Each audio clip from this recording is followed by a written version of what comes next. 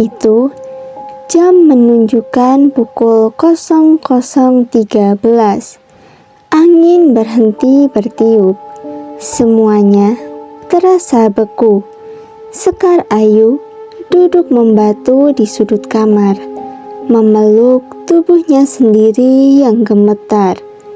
Di hadapannya, keris peninggalan nenek masih mengambang di udara, bersinar samar kehijauan, seolah hidup, seolah sadar. Tiba-tiba, lampu kamarnya padam, listrik mati, tapi rumah tetap terang, bukan oleh cahaya lampu, melainkan oleh cahaya merah menyala yang menyusup dari luar kamar.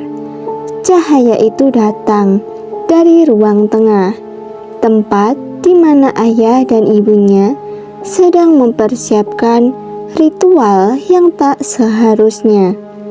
Suara gamelan terdengar dari arah belakang rumah, menggema lirih seakan berasal dari dunia lain.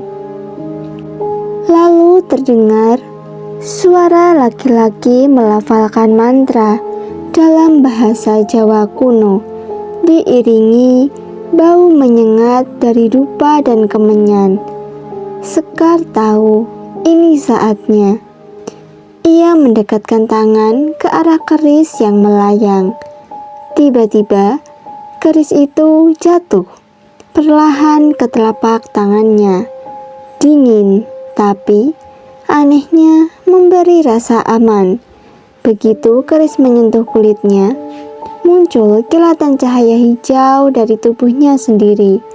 Matanya membelalak. Ia melihat sekilas wajah nenek Kinasih tersenyum lembut di bayang cermin. Sekar, ojo wedi. Aku wes nitipke perlindungan ning darahmu. Tiba-tiba, pintu kamar terbuka sendiri. Ayah dan ibunya berdiri di ambang pintu, tapi bukan seperti orang tua biasa. Mata mereka merah darah, wajah mereka pucat, dan di belakang mereka berdiri sesosok makhluk tinggi hitam dengan mata sebesar bola lampu. Lidah menjulur hingga ke perut. Waktunya, gumam ayahnya datar. Sekar Ayu mundur beberapa langkah, menggenggam keris erat-erat. Mulutnya ingin berteriak, tapi lidahnya keluh. Sementara itu, makhluk tinggi itu mulai masuk ke kamar, mengeluarkan suara seperti nafas berat dari dunia kematian. Ia harus ikhlas, baru bisa diambil, bisik makhluk itu pada ayahnya. Ayah Sekar melangkah pelan, meraih bahunya, tapi begitu tangannya menyentuh Sekar, keris itu bersinar terang. Cahaya hijau meledak dari telapak tangan Sekar dan menghentam ayahnya keras. Tubuh Pak Darto terhempas ke dinding dan mengerang kesakitan. Kulitnya seperti melepuh. Ibu Sekar menjerit, tapi suaranya berubah menjadi suara perempuan lain, serak, tua, dan penuh kebencian. Kau ngelawan kami, anak tak tahu balas budi. Sekar mengangkat keris ke depan. Kalau kalian orang tuaku, kenapa tega menjualku demi kekayaan? Ayahnya terbatuk. Darah keluar dari mulutnya. Kami tak punya pilihan, Sekar. Kalau tidak kamu, kami yang diambil. Tiba-tiba, makhluk hitam itu melolong marah. Dia sudah dilindungi darah penjaga. Penumbalan gagal. Kalian melanggarnya. makhluk itu terbang menyerbu Sekar. Sekar refleks mengayunkan keris, dan sesaat sebelum makhluk itu menyentuh tubuhnya, keris tersebut menyala dan menusuk udara, menghancurkan sosok itu menjadi ribuan asap hitam. Semuanya kembali hening. Ayah dan ibunya tersungkur di lantai. Mata mereka kosong, kesadaran mereka kembali, dan mereka menangis. "Maafkan kami, Dok. Kami dibutakan. Kami hanya ingin bebas dari kemiskinan." Tapi Sekar Ayu tidak menjawab. Ia menatap keris di tangannya, yang kini sudah kembali mati, tak bersinar, diam.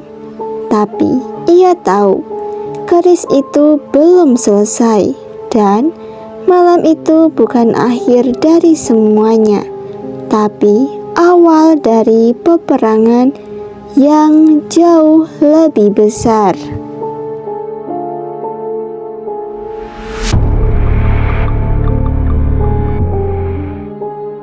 Setelah malam itu, hidup Sekar Ayu tak pernah sama lagi.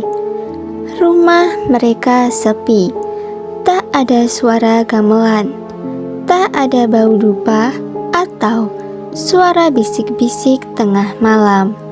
Ayah dan ibunya berubah. Wajah mereka seperti orang yang baru bangun dari mimpi buruk berkepanjangan. Mereka sering menangis, terutama ibunya yang memohon ampun hampir setiap hari. Tapi Sekar tahu ini belum selesai. Keris sakti peninggalan nenek Kinasi kini ia simpan di dalam lemari. Ia letakkan di atas kain putih yang selalu bersih meski tak pernah dicuci. Tapi setiap malam, Sekar mendengar suara halus yang memanggilnya dari keris itu. Suara neneknya kadang menangis, kadang menyuruhnya, "Ge endang ning hutan." Dan akhirnya Sekar memutuskan untuk mencari jawaban. Ia pergi ke rumah tua peninggalan nenek Kinasi yang terletak di ujung desa, dekat area hutan lebat. Rumah itu telah kosong selama setahun lebih, tapi masih berdiri kokoh. Angin berhenti berhembus saat Sekar membuka pintu depan.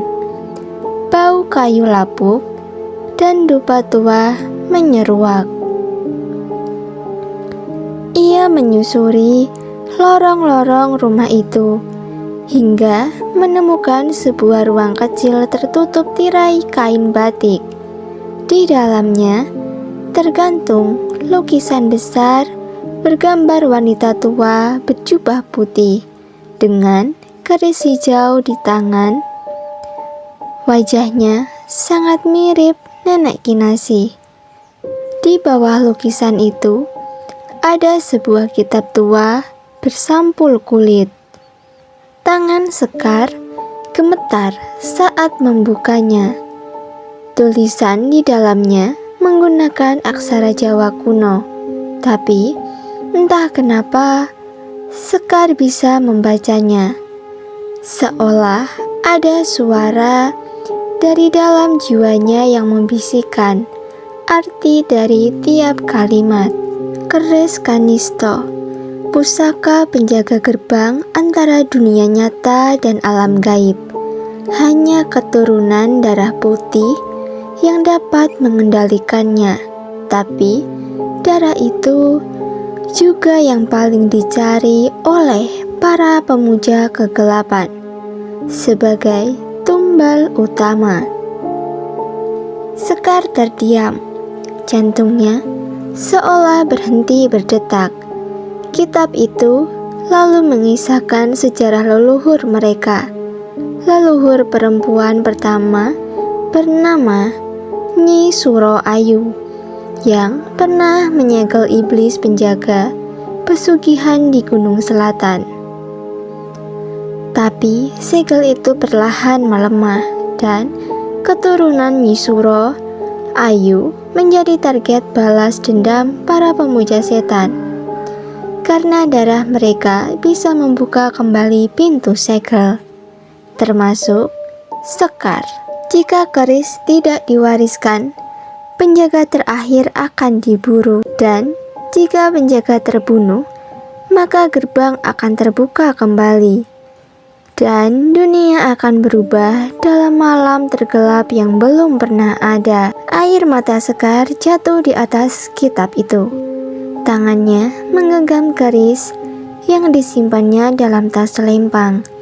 Ia sadar, keris itu bukan hanya pelindung, tapi kunci terakhir yang menjaga dunia dari kehancuran. Dan kini, para pemuja sedang mencarinya.